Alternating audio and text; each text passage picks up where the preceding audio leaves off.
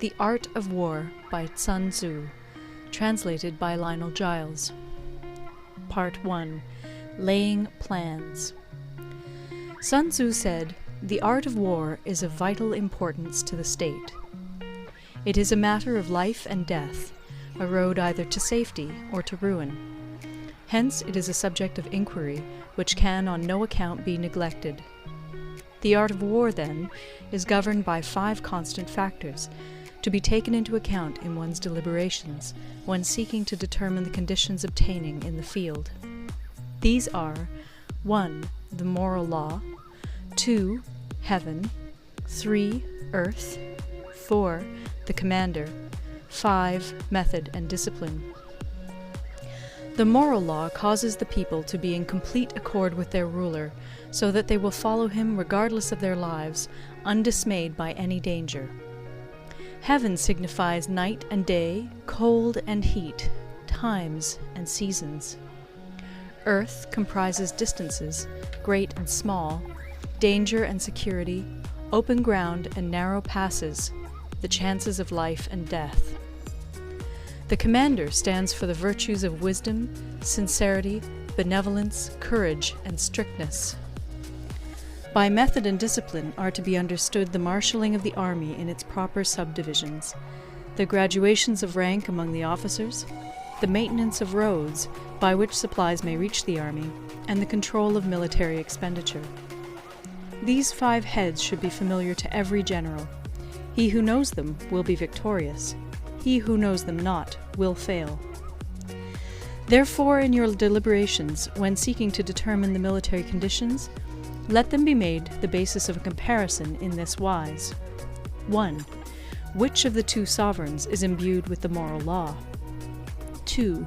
Which of the 2 generals has most ability? 3. With whom lie the advantages derived from heaven and earth? 4. On which side is discipline most rigorously enforced? 5. Which army is stronger? 6. On which side are officers and men more highly trained? 7. In which army is there the greater constancy both in reward and punishment? By means of these 7 considerations I can forecast victory or defeat. The general that hearkens to my counsel and acts upon it will conquer. Let such a one be retained in command. The general that hearkens not to my counsel nor acts upon it will suffer defeat. Let such a one be dismissed. While heeding the profit of my counsel, avail yourself also of any helpful circumstances over and beyond the ordinary rules. According as circumstances are favorable, one should modify one's plans. All warfare is based on deception. Hence, when able to attack, we must seem unable. When using our forces, we must seem inactive. When we are near, we must make the enemy believe we are far away. When far away, we must make him believe we are near.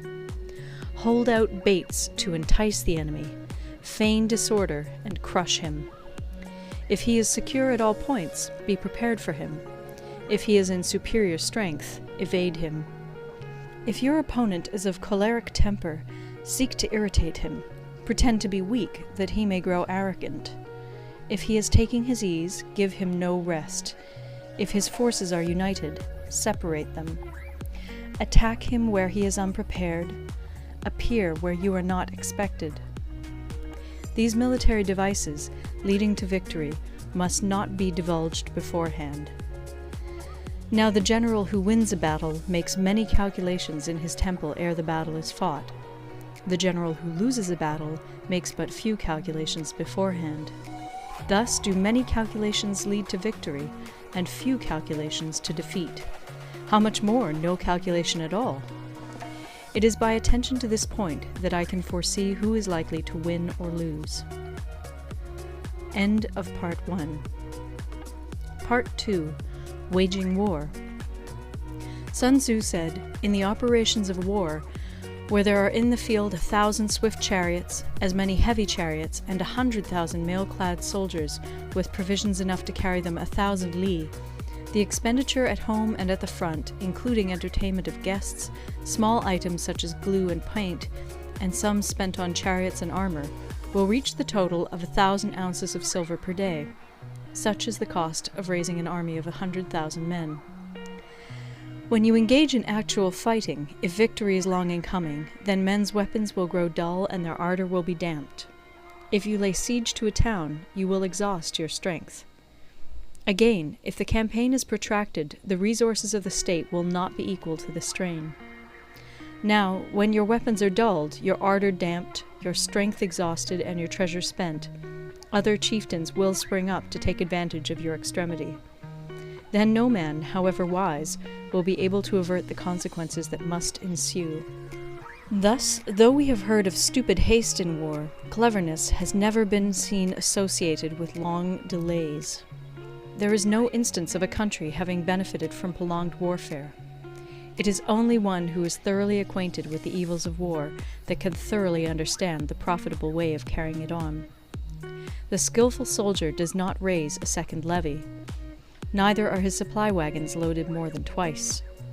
Bring war material with you from home, but forage on the enemy. Thus the army will have food enough for its needs. Poverty of the state exchequer causes an army to be maintained by contributions from a distance. Contributing to maintain an army at a distance causes the people to be impoverished. On the other hand, the proximity of an army causes prices to go up, and high prices cause the people's substance to be drained away. When their substance is drained away, the peasantry will be afflicted by heavy exactions.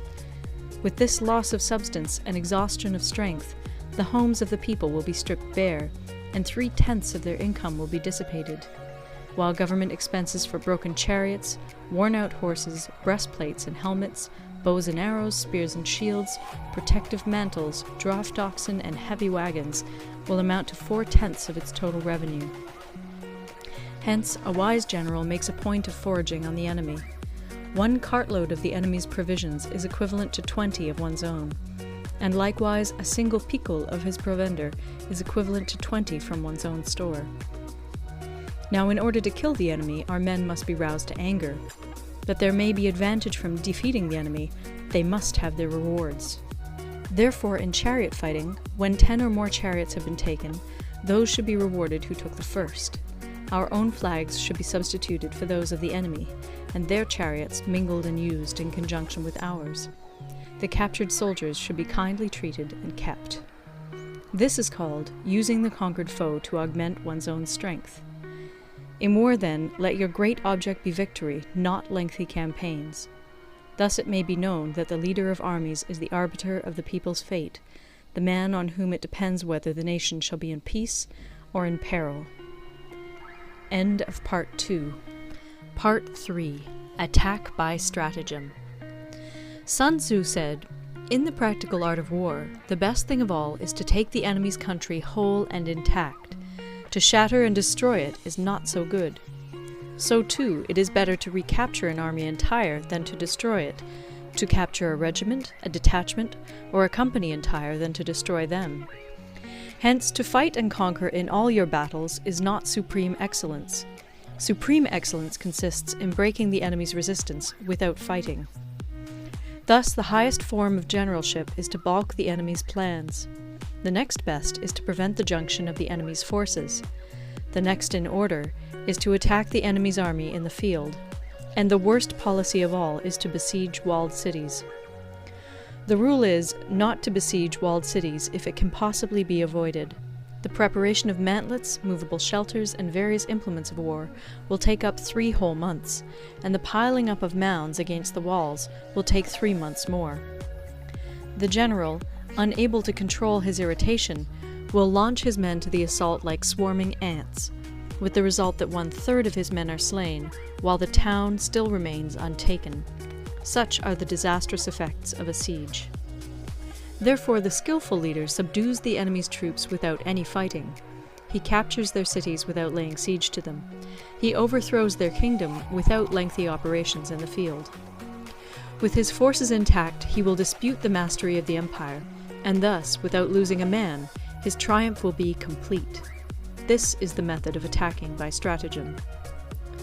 It is the rule in war, if our forces are 10 to the enemy's 1, to surround him, if 5 to 1, to attack him, if twice as numerous, to divide our army into 2. If equally matched, we can offer battle, If slightly inferior in numbers, we can avoid the enemy. If quite unequal in every way, we can flee from him.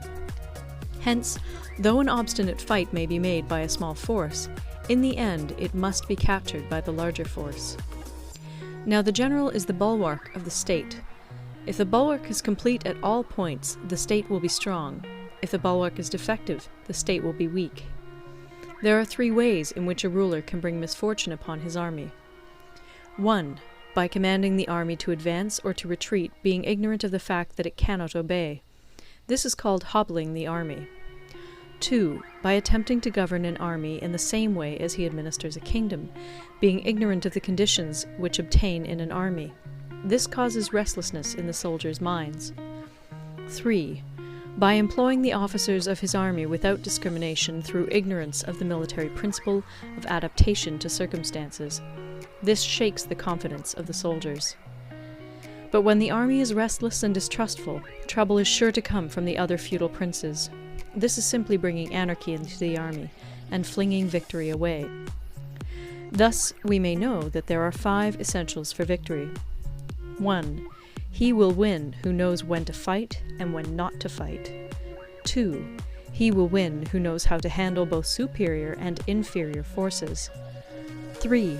He will win whose army is animated by the same spirit throughout all its ranks. 4.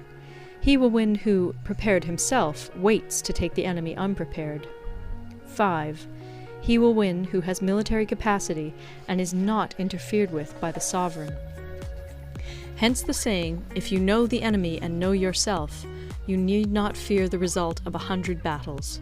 If you know yourself, but not the enemy, for every victory gained, you will also suffer a defeat. If you know neither the enemy nor yourself, you will succumb in every battle. End of Part 3. Part 4. Tactical Dispositions. Sun Tzu said, "The good fighters of old first put themselves beyond the possibility of defeat, and then waited for an opportunity of defeating the enemy. To secure ourselves against defeat lies in our own hands, but the opportunity of defeating the enemy is provided by the enemy himself. Thus, the good fighter is able to secure himself against defeat, but cannot make certain of defeating the enemy. Hence the saying, one may know how to conquer without being able to do it." Security against defeat implies defensive tactics. Ability to defeat the enemy means taking the offensive. Standing on the defensive indicates insufficient strength. Attacking, a superabundance of strength. The general who is skilled in defense hides in the most secret recesses of the earth. He who is skilled in attack flashes forth from the topmost heights of heaven. Thus, on the one hand, we have ability to protect ourselves, on the other, a victory that is complete. To see victory only when it is within the ken of the common herd is not the acme of excellence. Neither is it the acme of excellence if you fight and conquer, and the whole empire says, "Well done!" To lift an autumn hair is no sign of great strength. To see the sun and moon is no sign of sharp sight. To hear the noise of thunder is no sign of a quick ear. What the ancients called a clever fighter is one who not only wins, but excels in winning with ease. Hence, his victories bring him neither reputation for wisdom nor credit for courage. He wins his battles by making no mistakes. Making no mistakes is what establishes the certainty of victory, for it means conquering an enemy that is already defeated.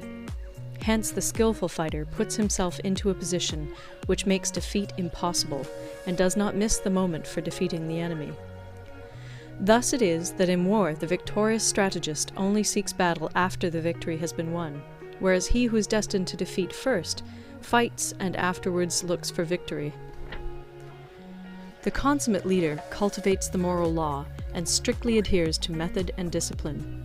Thus it is in his power to control success. In respect of military method, we have, firstly, measurement, secondly, estimation of quantity, thirdly, calculation, fourthly, balancing of chances, fifthly, victory.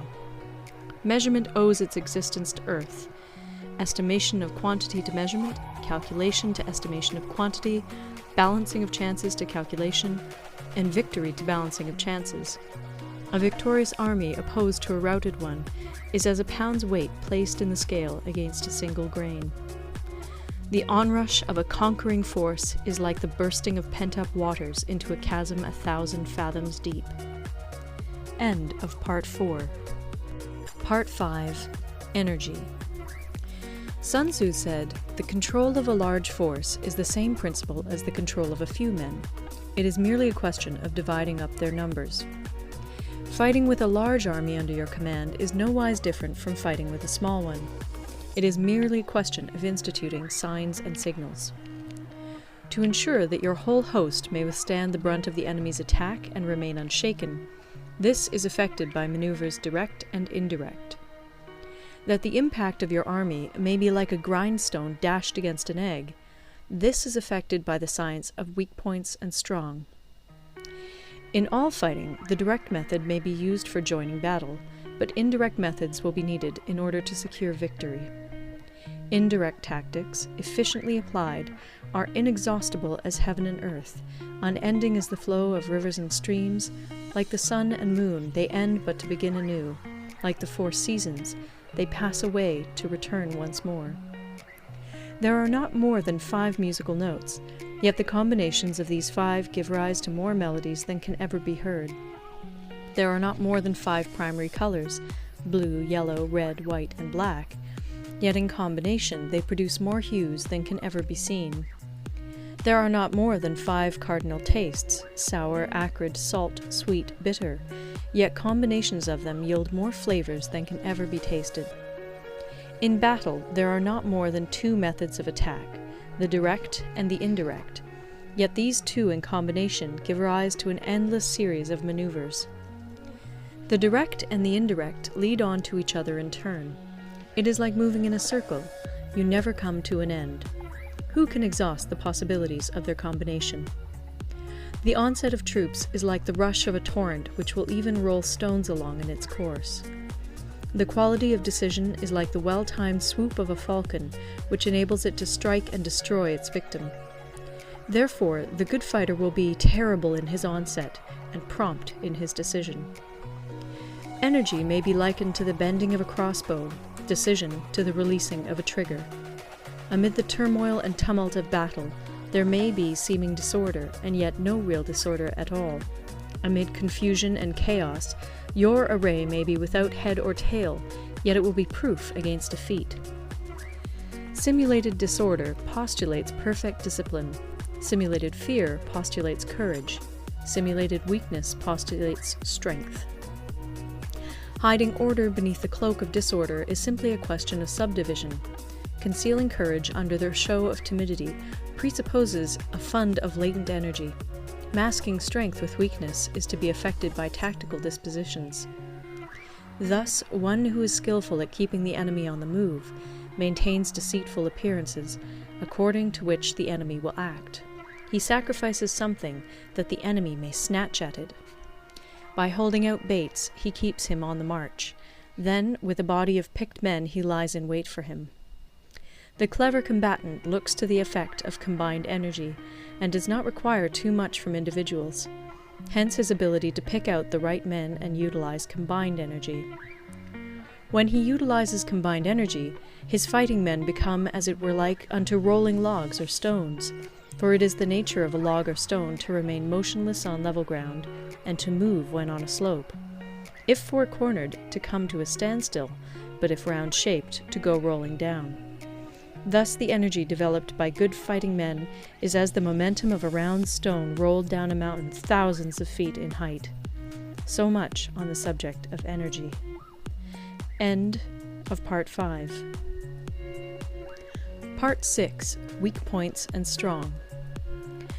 Sun Tzu said, "Whoever is first in the field and awaits the coming of the enemy will be fresh for the fight. Whoever is second in the field and has to hasten to battle will arrive exhausted." Therefore, the clever combatant imposes his will on the enemy, but does not allow the enemy's will to be imposed on him. By holding out advantages to him, he can cause the enemy to approach of his own accord, or, by inflicting damage, he can make it impossible for the enemy to draw near.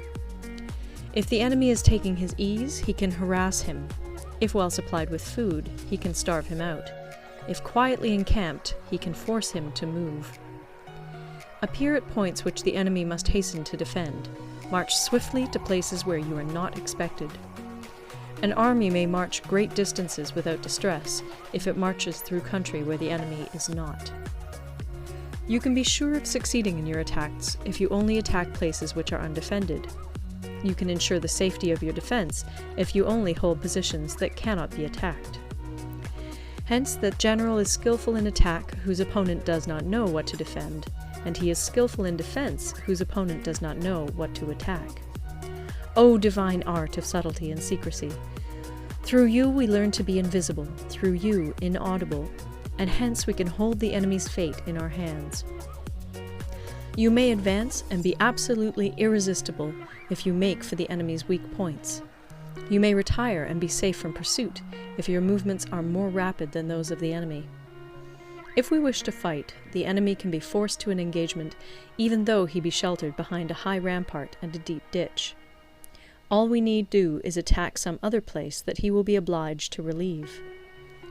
If we do not wish to fight, we can prevent the enemy from engaging us even though the lines of our encampment be merely traced out on the ground. All we need do is throw something odd and unaccountable in his way. By discovering the enemy's dispositions and remaining invisible ourselves, we can keep our forces concentrated while the enemy's must be divided. We can form a single united body while the enemy must split up into fractions. Hence, there will be a whole pitted against separate parts of a whole, which means that we shall be many to the enemy's few. And if we are able thus to attack an inferior force with a superior one, our opponents will be in dire straits. The spot where we intend to fight must not be made known, for then the enemy will have to prepare against a possible attack at several different points. And his forces being thus distributed in many directions, the numbers we shall have to face at any given point will be proportionately few. For should the enemy strengthen his van, he will weaken his rear. Should he strengthen his rear, he will weaken his van. Should he strengthen his left, he will weaken his right. Should he strengthen his right, he will weaken his left. If he sends reinforcements everywhere, he will everywhere be weak. Numerical weakness comes from having to prepare against possible attacks. Numerical strength from compelling our adversary to make these preparations against us. Knowing the place and the time of the coming battle, we may concentrate from the greatest distances in order to fight. But if neither time nor place be known, then the left wing will be impotent to succour the right equally impotent to succour the left, the van unable to relieve the rear, or the rear to support the van. How much more so if the furthest proportions of the army are anything under 100 li apart, and even the nearest are separated by several li. Though according to my estimate the soldiers of Yue exceed our own in number, that shall advantage them nothing in the matter of victory. I say then that victory can be achieved. Though the enemy be stronger in numbers, we may prevent him from fighting. Scheme so as to discover his plans and the likelihood of their success. Rouse him and learn the principle of his activity or inactivity. Force him to reveal himself so as to find out his vulnerable spots. Carefully compare the opposing army with your own, so that you may know where strength is superabundant and where it is deficient. In making tactical dispositions, the highest pitch you can attain is to conceal them. Conceal your dispositions, and you will be safe from the prying of the subtlest spies, from the machinations of the wisest brains. How victory may be produced for them out of the enemy's own tactics, that is what the multitude cannot comprehend. All men can see the tactics whereby I conquer, but what none can see is the strategy out of which victory is evolved. Do not repeat the tactics which have gained you one victory, but let your methods be regulated by the infinite variety of circumstances. Military tactics are like unto water, for water in its natural course runs away from high places and hastens downwards. So in war, the way is to avoid what is strong and to strike at what is weak. Water shapes its course according to the nature of the ground over which it flows. The soldier works out his victory in relation to the foe whom he is facing. Therefore, just as water retains no constant shape, in warfare there are no constant conditions. He who can modify his tactics in relation to his opponent and thereby succeed in winning may be called a heaven-born captain. The 5 elements, water, fire, wood, metal, earth, are not always equally predominant. The 4 seasons make way for each other in turn. There are short days and long. The moon has its periods of waning and waxing. End of Part 6. Part 7. Maneuvering. Sun Tzu said, "In war, the general receives his commands from the sovereign. Having collected an army and concentrated his forces, he must blend and harmonize the different elements thereof before pitching his camp. After that comes tactical maneuvering, than which there is nothing more difficult. The difficulty of tactical maneuvering consists in turning the devious into the direct, and misfortune into gain. Thus, to take a long and circuitous route, after enticing the enemy out of the way, and those starting after him, to contrive to reach the goal before him, shows knowledge of the artifice of deviation. Maneuvering with an army is advantageous, with an undisciplined multitude, most dangerous. If you set a fully equipped army in march in order to snatch an advantage, the chances are that you will be too late. On the other hand, to detach a flying column for the purpose involves the sacrifice of its baggage and stores. Thus, if you order your men to roll up their buff coats and make forced marches without halting day or night, covering double the usual distance at a stretch, doing 100 li in order to wrest an advantage, the leaders of all your 3 divisions will fall into the hands of the enemy. The stronger men will be in front, the jaded ones will fall behind, and on this plan only 1/10 of your army will reach its destination. If you march 50 li in order to outmaneuver the enemy, you will lose the leader of your first division, and only half your force will reach the goal. If you march 30 li with the same object, 2/3 of your army will arrive. We may take it then that an army without its baggage train is lost. Without provisions, it is lost. Without bases of supply, it is lost. We cannot enter into alliances until we are acquainted with the designs of our neighbors. We are not fit to lead an army on the march unless we are familiar with the face of the country, its mountains and forests, its pitfalls and precipices, its marshes and swamps. We shall be unable to turn natural advantage to account unless we make use of local guides. In war, practice dissimulation and you will succeed. Whether to concentrate or to divide your troops must be decided by circumstances. Let your rapidity be that of the wind, your compactness that of the forest. In raiding and plundering be like fire, in immovability like a mountain. Let your plans be dark, and impenetrable as night, and when you move, fall like a thunderbolt. When you plunder a countryside, let the spoil be divided amongst your men. When you capture new territory, cut it up into allotments for the benefit of the soldiery. Ponder and deliberate before you make a move. He will conquer who has learnt the artifice of deviation. Such is the art of maneuvering. The Book of Army Management says, "On the field of battle, the spoken word does not carry far enough. Hence the institution of gongs and drums. Nor can ordinary objects be seen clearly enough. Hence the institution of banners and flags. Gongs and drums, banners and flags are means whereby the ears and eyes of the host may be focused on one particular point. The host thus forming a single united body, it is impossible either for the brave to advance alone, or for the cowardly to retreat alone. This is the art of handling large masses of men. In night fighting, then, make much use of signal flyers and drums, and in fighting by day, of flags and banners, as a means of influencing the ears and eyes of your army. A whole army may be robbed of its spirit.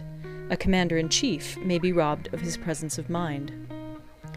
Now, a soldier's spirit is keenest in the morning. By noonday it has begun to flag, and in the evening his mind is bent only on returning to camp. A clever general, therefore, avoids an army when its spirit is keen, but attacks it when it is sluggish and inclined to return. This is the art of studying moods. Disciplined and calm, to await the appearance of disorder and hubbub amongst the enemy. This is the art of retaining self-possession. To be near the goal while the enemy is still far from it, to wait at ease while the enemy is toiling and struggling, to be well fed while the enemy is famished. This is the art of husbanding one's strength. To refrain from intercepting an enemy whose banners are in perfect order, to refrain from attacking an army drawn up in calm and confident array, this is the art of studying circumstances. It is a military axiom not to advance uphill against the enemy, nor to oppose him when he comes downhill. Do not pursue an enemy who simulates flight. Do not attack soldiers whose temper is keen. Do not swallow bait offered by the enemy. Do not interfere with an army that is returning home. When you surround an army, leave an outlet free. Do not press a desperate foe too hard. Such is the art of warfare. End of Part 7. Part 8. Variation in Tactics. Sun Tzu said, "In war, the general receives his commands from the sovereign, collects his army, and concentrates his forces. When in difficult country, do not encamp. In country where high roads intersect, join hands with your allies. Do not linger in dangerously isolated positions. In hemmed-in situations, you must resort to stratagem. In desperate position, you must fight. There are roads which must not be followed, armies which must not be attacked, towns which must not be besieged, positions which must not be contested, commands of the sovereign which must not be obeyed." The general who thoroughly understands the advantages that accompany variation of tactics knows how to handle his troops. The general who does not understand these may be well acquainted with the configuration of the country, yet he will not be able to turn his knowledge to practical account. So, the student of war who is unversed in the art of war of varying his plans, even though he be acquainted with the 5 advantages, will fail to make the best use of his men. Hence, in the wise leader's plans, considerations of advantage and of disadvantage will be blended together. If our expectation of advantage be tempered in this way, we may succeed in accomplishing the essential part of our schemes. If, on the other hand, in the midst of difficulties we are always ready to seize an advantage, we may extricate ourselves from misfortune. Reduce the hostile chiefs by inflicting damage on them, and make trouble for them, and keep them constantly engaged. Hold out specious allurements, and make them rush to any given point. The art of war teaches us to rely not on the likelihood of the enemy's not coming, but on our own readiness to receive him. Not on the chance of his not attacking, but rather on the fact that we have made our position unassailable. There are 5 dangerous faults which may affect a general. 1. Recklessness, which leads to destruction. 2. Cowardice, which leads to capture.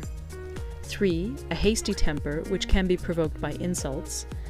4. A delicacy of honor, which is sensitive to shame. 5. Over-solicitude for his men, which exposes him to worry and trouble. These are the 5 besetting sins of a general, ruinous to the conduct of war.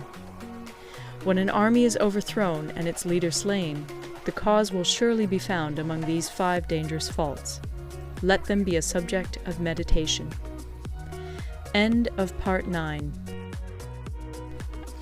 Part 9. The Army on the March. Sun Tzu said, "We come now to the question of encamping the army and observing signs of the enemy. Pass quickly over mountains and keep in the neighborhood of valleys. Camp in high places facing the sun. Do not climb heights in order to fight." So much for mountain warfare. After crossing a river, you should get far away from it. When an invading force crosses a river in its onward march, do not advance to meet it in midstream. It will be best to let half the army get across, and then deliver your attack. If you are anxious to fight, you should not go to meet the invader near a river which he has to cross. Moor your craft higher up than the enemy, and facing the sun. Do not move upstream to meet the enemy. So much for river warfare. In crossing salt marshes, your sole concern should be to get over them quickly, without any delay. If forced to fight in a salt marsh, you should have water and grass near you and get your back to a clump of trees. So much for operations in salt marshes. In dry, level country, take up an easily accessible position with rising ground to your right and on your rear, so that the danger may be in front and safety lie behind. So much for campaigning in flat country. These are the 4 useful branches of military knowledge which enabled the Yellow Emperor to vanquish 4 several sovereigns. All armies prefer high ground to low, and sunny places to dark. If you are careful of your men and camp on hard ground, the army will be free from disease of every kind, and this will spell victory. When you come to a hill or a bank, occupy the sunny side, with the slope on your right rear. Thus you will at once act for the benefit of your soldiers and utilize the natural advantages of the ground. When, in consequence of heavy rains up country, a river which you wish to ford is swollen and flecked with foam, you must wait until it subsides. Country in which there are precipitous cliffs with torrents running between, deep natural hollows, confined places, tangled thickets, quagmires, and crevasses should be left with all possible speed and not approached. While we keep away from such places, we should get the enemy to approach them. While we face them, we should let the enemy have them on his rear.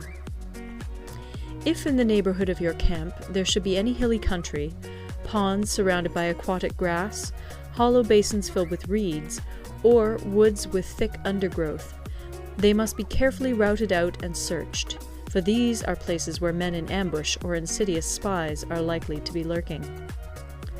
When the enemy is close at hand and remains quiet, he is relying on the natural strength of his position. When he keeps aloof and tries to provoke a battle, he is anxious for the other side to advance. If his place of encampment is easy of access, he is tendering a bait. Movement amongst the trees of a forest shows that the enemy is advancing. The appearance of a number of screens in the midst of thick grass means that the enemy wants to make us suspicious. The rising of birds in their flight is the sign of an ambuscade. Startled beasts indicate that a sudden attack is coming. When there is dust rising in a high column, it is the sign of chariots advancing. When the dust is low, but spread over a wide area, it betokens the approach of infantry. When it branches out in different directions, it shows that parties have been sent to collect firewood. A few clouds of dust moving to and fro signify that the army is encamping. Humble words and increased preparations are signs that the enemy is about to advance. Violent language and driving forward as if to the attack are signs that he will retreat. When the light chariots come out first and take up a position on the wings, it is a sign that the enemy is forming for battle. Peace proposals unaccompanied by a sworn covenant indicate a plot. When there is much running about and the soldiers fall into rank, it means that the critical moment has come. When some are seen advancing and some retreating, it is a lure. When the soldiers stand leaning on their spears, they are faint from want of food. If those who are sent to draw water begin by drinking themselves, the army is suffering from thirst. If the enemy sees an advantage to be gained and makes no effort to secure it, the soldiers are exhausted. If birds gather on any spot, it is unoccupied. Clamor by night betokens nervousness. If there is a disturbance in the camp, the general's authority is weak. If the banners and flags are shifted about, sedition is afoot. If the officers are angry, it means that the men are weary.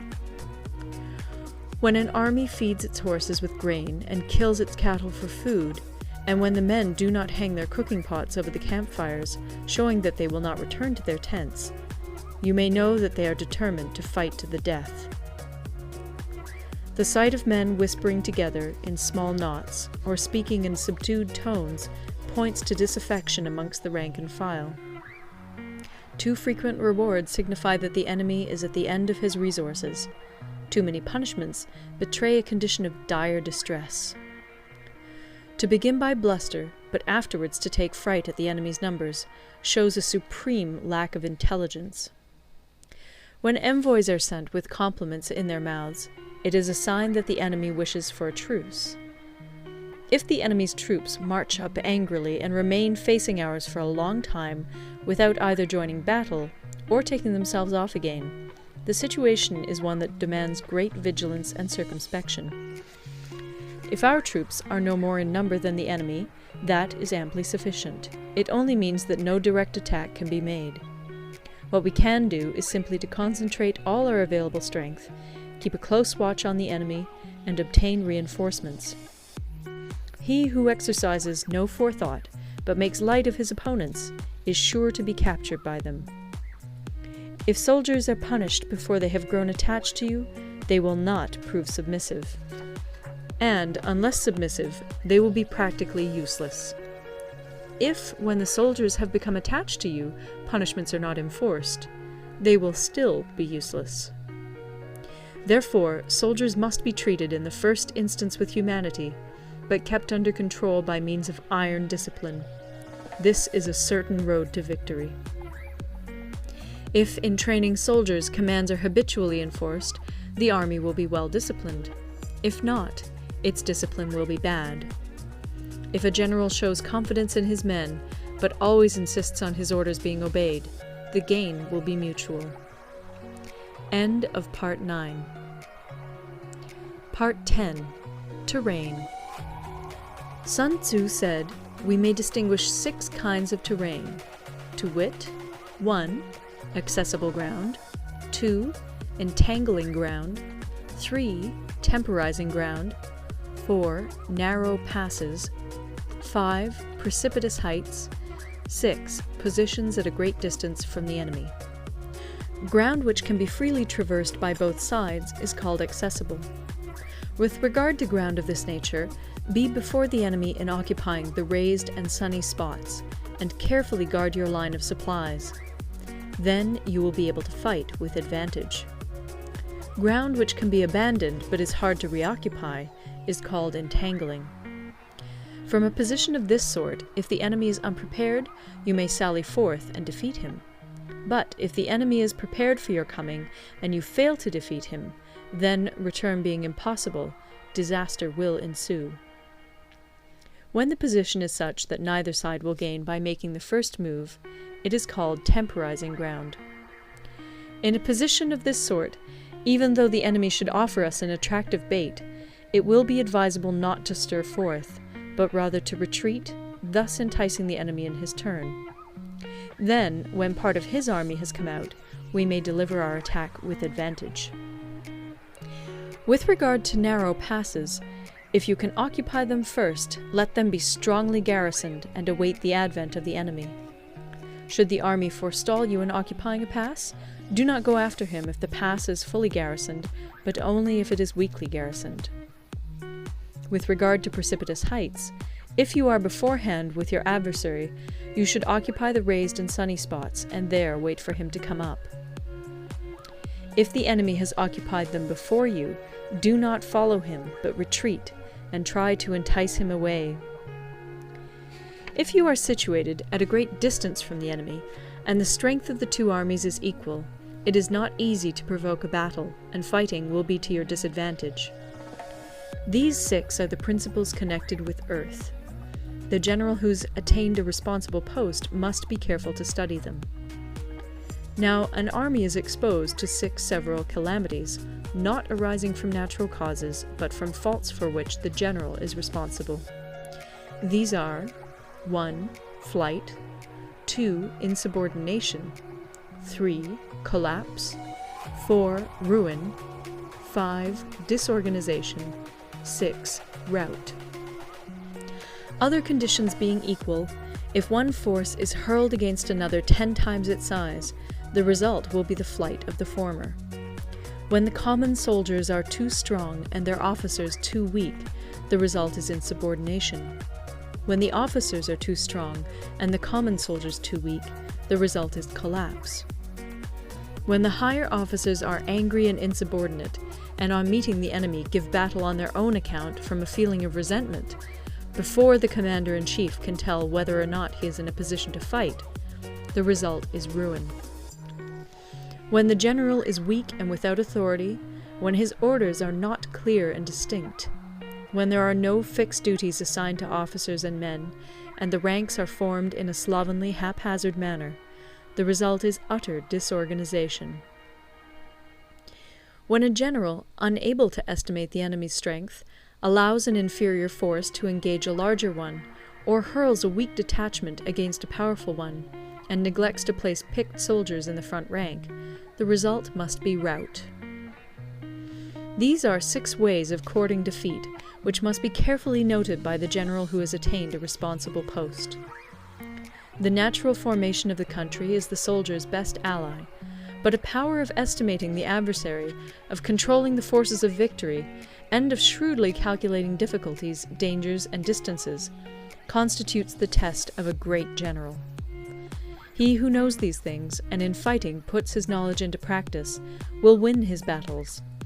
He who knows them not, nor practices them, will surely be defeated. If fighting is sure to result in victory, then you must fight, even though the ruler forbid it. If fighting will not result in victory, then you must not fight, even at the ruler's bidding. The general who advances without coveting fame, and retreats without fearing disgrace, whose only thought is to protect his country and do good service for his sovereign, is the jewel of the kingdom. Regard your soldiers as your children, and they will follow you into the deepest valleys. Look upon them as your own beloved sons, and they will stand by you even unto death.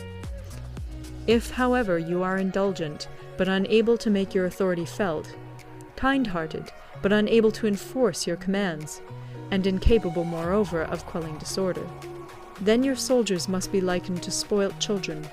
They are useless for any practical purpose.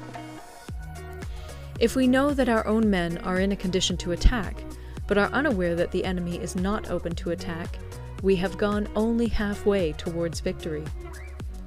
If we know that the enemy is open to attack, but are unaware that our own men are not in a condition to attack, we have gone only halfway towards victory. If we know that the enemy is open to attack, and also know that our men are in a condition to attack, but are unaware that the nature of the ground makes fighting impracticable, we have still only gone halfway towards victory. Hence the experienced soldier, once in motion, is never bewildered. Once he has broken camp, he is never at a loss. Hence the saying, "If you know the enemy and know yourself, your victory will not stand in doubt. If you know heaven and know earth, you may make your victory complete." End of Part 10. Part 11. The 9 Situations. Sun Tzu said, "The art of war recognizes 9 varieties of ground. 1. Dispersive ground. 2. Facile ground. 3. Contentious ground. 4. Open ground. 5. Ground of intersecting highways. 6. Serious ground. 7. Difficult ground. 8. Hemmed-in ground. 9. Desperate ground. When a chieftain is fighting in his own territory, it is dispersive ground. When he has penetrated into hostile territory, but to no great distance, it is facile ground. Ground the possession of which imports great advantage to either side is contentious ground.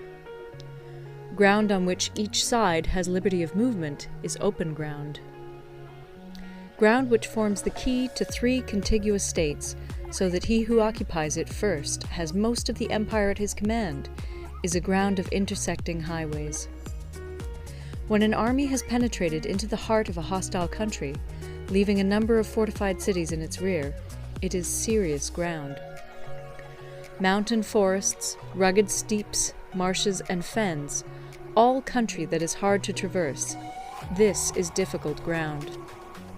Ground which is reached through narrow gorges, and from which we can only retire by tortuous paths, so that a small number of the enemy would suffice to crush a large body of our men. This is hemmed-in ground. Ground on which we can only be saved from destruction by fighting without delay is desperate ground. On dispersive ground, therefore, fight not. On facile ground, halt not. On contentious ground, attack not. On open ground, do not try to block the enemy's way. On the ground of intersecting highways, join hands with your allies. On serious ground, gather in plunder. In difficult ground, keep steadily on the march. On hemmed-in ground, resort to stratagem. On desperate ground, fight. Those who were called skillful leaders of old knew how to drive a wedge between the enemy's front and rear, to prevent cooperation between his large and small divisions, to hinder the good troops from rescuing the bad, the officers from rallying their men.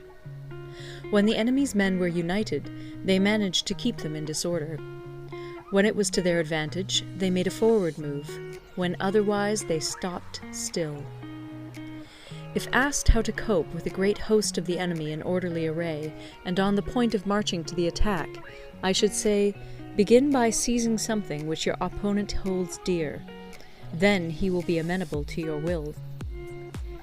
Rapidity is the essence of war. Take advantage of the enemy's unreadiness. Make your way by unexpected routes, and attack unguarded spots. The following are the principles to be observed by an invading force. The further you penetrate into a country, the greater will be the solidarity of your troops, and thus the defenders will not prevail against you. Make forays in fertile country in order to supply your army with food. Carefully study the well-being of your men, and do not overtax them. Concentrate your energy and hoard your strength. Keep your army continually on the move, and devise unfathomable plans. Throw your soldiers into positions whence there is no escape, and they will prefer death to flight. If they will face death, there is nothing they may not achieve. Officers and men alike will put forth their uttermost strength. Soldiers, when in desperate straits, lose the sense of fear. If there is no place of refuge, they will stand firm. If they are in hostile country, they will show a stubborn front. If there is no help for it, they will fight hard. Thus, without waiting to be marshaled, the soldiers will be constantly on the qui-vive. Without waiting to be asked, they will do your will. Without restrictions, they will be faithful. Without giving orders, they can be trusted. Prohibit the taking of omens and do away with superstitious doubts. Then, until death itself comes, no calamity need be feared. If our soldiers are not overburdened with money, it is not because they have a distaste for riches. If their lives are not unduly long, it is not because they are disinclined to longevity. On the day they are ordered out to battle, your soldiers may weep, those sitting up bedewing their garments, and those lying down, letting the tears run down their cheeks. But let them once be brought to bay, and they will display the courage of a Chu or a Kui. The skillful tactician may be likened to the Shuai-jan. Now, the Shuai-jan is a snake that is found in the Ch'ung Mountains. Strike at its head, and you will be attacked by its tail. Strike at its tail, and you will be attacked by its head. Strike at the middle, and you will be attacked by head and tail both. Asked if an army can be made to imitate the Shuai-jan, I should answer yes, for the men of Wu and the men of Yue are enemies. Yet if they are crossing a river in the same boat and are caught by a storm, they will come to each other's assistance, just as the left hand helps the right.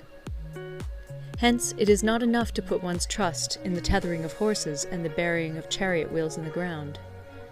The principle on which to manage an army is to set up one standard of courage, which all must reach. How to make the best of both strong and weak, that is a question involving the proper use of ground. Thus, the skillful general conducts his army just as though he were leading a single man, willy-nilly by the hand. It is the business of a general to be quiet, and thus ensure secrecy, upright and just, and thus maintain order. He must be able to mystify his officers and men by false reports and appearances, and thus keep them in total ignorance. By altering his arrangements and changing his plans, he keeps the enemy without definite knowledge. By shifting his camp and taking circuitous routes, he prevents the enemy from anticipating his purpose. At the critical moment, the leader of an army acts like one who has climbed up a height and then kicks away the ladder behind him. He carries his men deep into hostile territory before he shows his hand.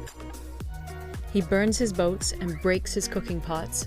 Like a shepherd driving a flock of sheep, he drives his men this way and that, and nothing knows whither he is going. To muster his host and bring it into danger, this may be termed the business of the general. The different measures suited to the 9 varieties of ground, the expediency of aggressive or defensive tactics, and the fundamental laws of human nature, these are things that must most certainly be studied. When invading hostile territory, the general principle is that penetrating deeply brings cohesion. Penetrating but a short way means dispersion. When you leave your own country behind and take your army across neighborhood territory, you find yourself on critical ground. When there are means of communication on all 4 sides, the ground is one of intersecting highways. When you penetrate deeply into a country, it is serious ground. When you penetrate but a little way, it is facile ground. When you have the enemy's strongholds on your rear and narrow passes in front, it is hemmed-in ground.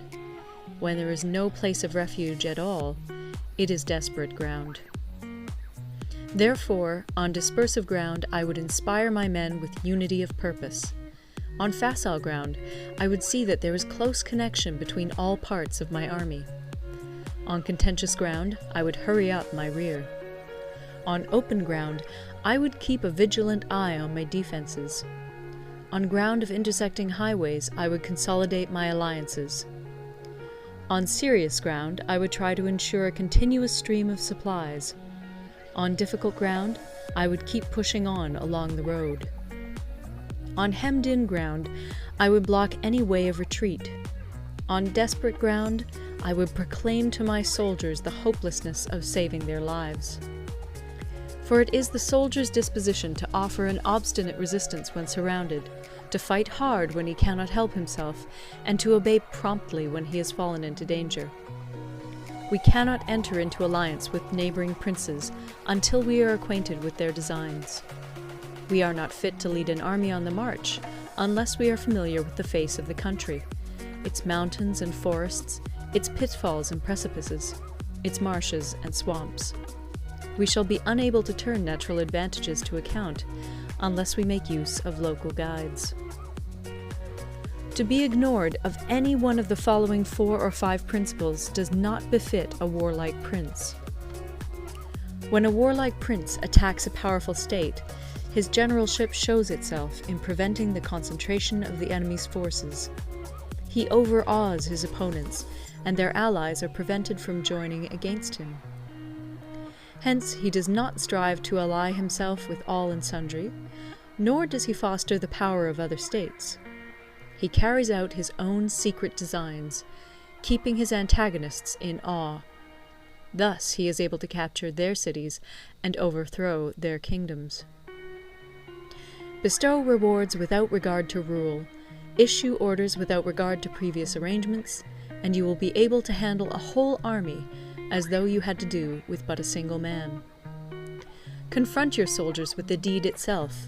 Never let them know your design. When the outlook is bright, bring it before their eyes, but tell them nothing when the situation is gloomy. Place your army in deadly peril, and it will survive. Plunge it into desperate straits, and it will come off in safety.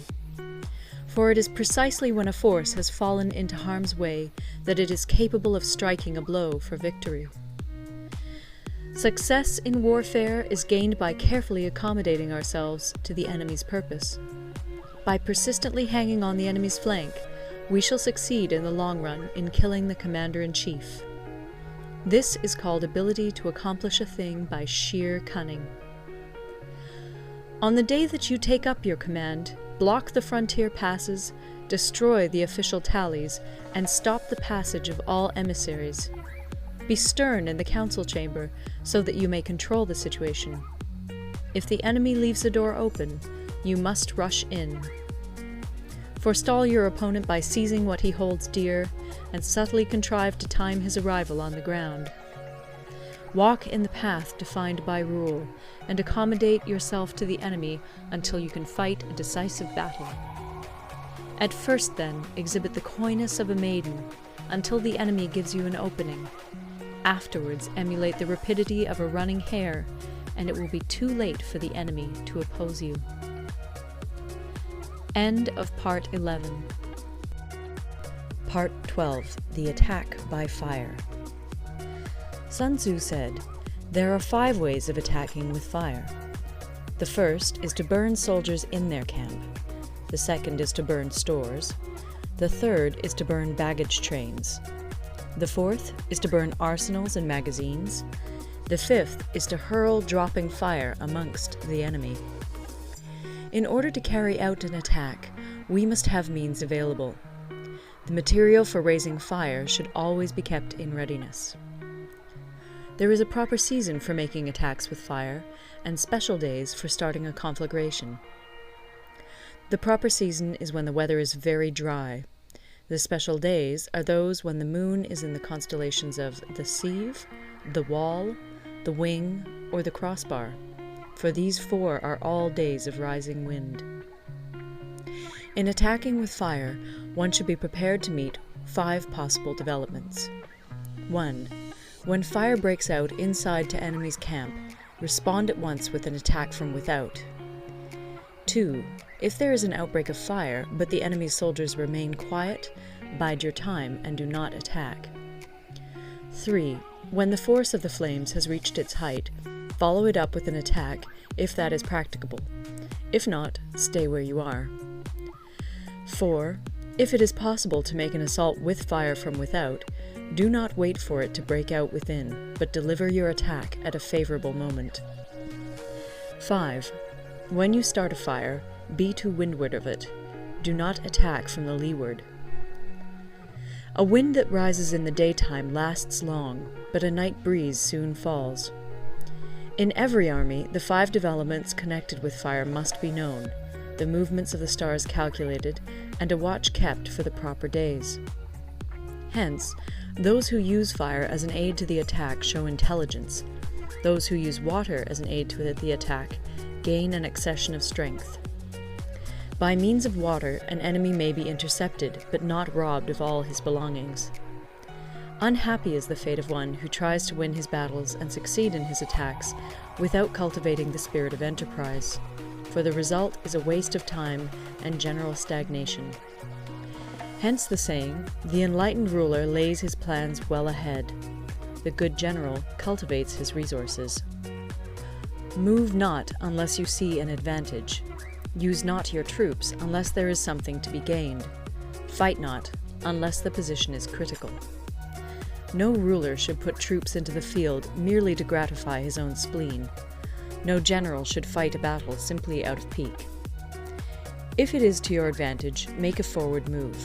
If not, stay where you are. Anger may in time change to gladness. Vexation may be succeeded by content.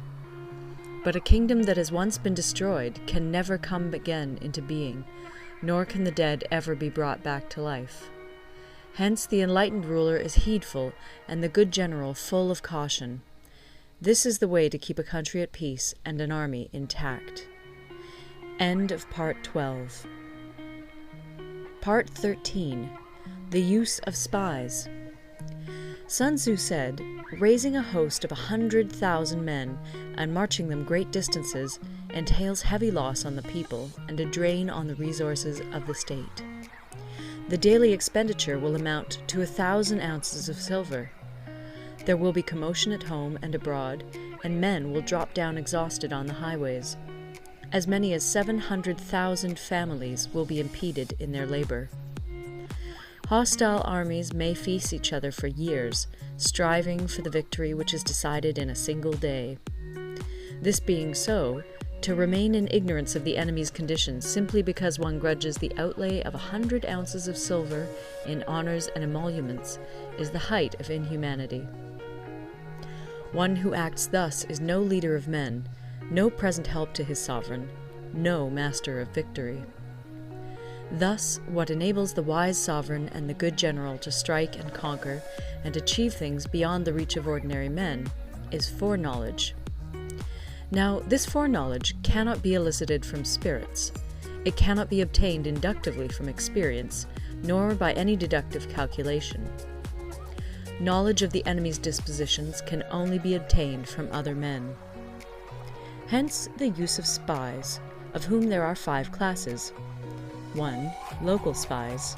2. Inward spies. 3. Converted spies. 4. Doomed spies. 5. Surviving spies. When these 5 kinds of spy are all at work, none can discover the secret system. This is called divine manipulation of the threads. It is the sovereign's most precious faculty. Having local spies means employing the services of the inhabitants of a district. Having inward spies, making use of officials of the enemy. Having converted spies, getting hold of the enemy's spies and using them for our own purposes. Having doomed spies, doing certain things openly for purposes of deception, and allowing our spies to know of them and report them to the enemy. Surviving spies, finally, are those who bring back news from the enemy's camp. Hence it is that which none in the whole army are more intimate relations to be maintained than with spies. None should be more liberally rewarded. In no other business should greater secrecy be preserved. Spies cannot be usefully employed without a certain intuitive sagacity. They cannot be properly managed without benevolence and straightforwardness. Without subtle ingenuity of mind, one cannot make certain of the truth of their reports. Be subtle, and use your spies for every kind of business. If a secret piece of news is divulged by a spy before the time is ripe, he must be put to death together with the man to whom the secret was told. Whether the object be to crush an army, to storm a city, or to assassinate an individual, it is always necessary to begin by finding out the names of the attendants, the aides-de-camp, and doorkeepers and sentries of the general in command. Our spies must be commissioned to ascertain these.